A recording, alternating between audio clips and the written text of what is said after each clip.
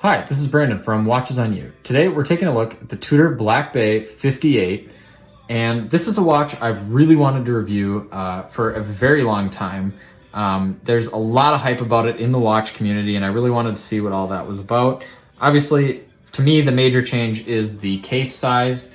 It brings it to a case size that I think is a lot more appealing to kind of a broader selection of people. It's 39 millimeters as opposed to the 41 millimeters you get in just a standard Black Bay.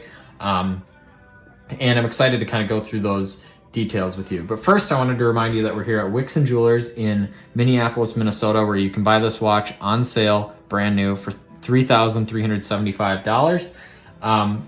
That is a very good price for a watch like this. After kind of looking at it and really comparing it to my 16610, you get a lot of value for this piece. You're getting, again, an in-house movement, COSC certified, 70 hours of power reserve, and a case size that, again, I think is a little bit better than the standard Black Bay in that it's much thinner.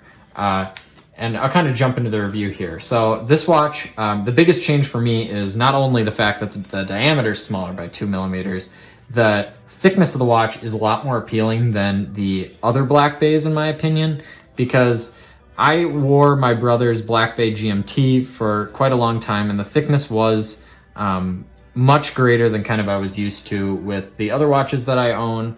Obviously, with the exception of my Omega Seamaster chronograph, that is a pretty thick watch, and probably thicker than the Black Bay GMT, but it's much more in line with something like a Rolex Submariner. And I think that, again, that's one of the reasons for this watch's popularity, in addition to the fact that you're getting an in-house movement for this price, and you're getting a watch with, I would say, Rolex quality. You're not getting a ceramic bezel, but much of the metalwork is definitely Rolex quality, and just overall finishing, it looks fantastic. And I would highly recommend this piece, and it has all the benefits of the Black Bay. You have this beautiful bezel with these really loud clicks. It's much nicer than the bezel on my Rolex 16610, in my opinion.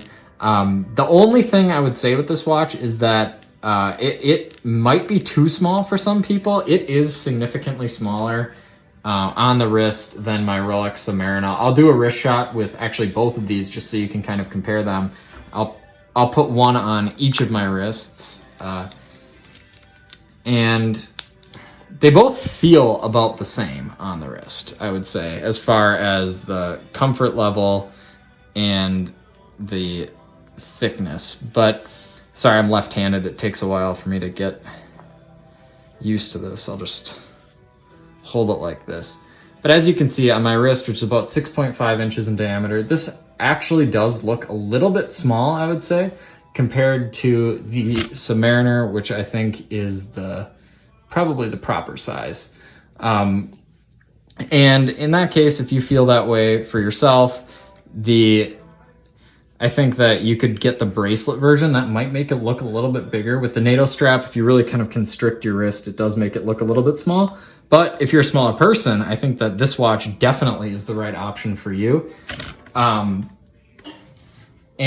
I think it definitely presents a lot of value. Obviously, this Submariner is on the pre-owned market. I would estimate it's somewhere around $10,000, probably $9,000 to $10,000.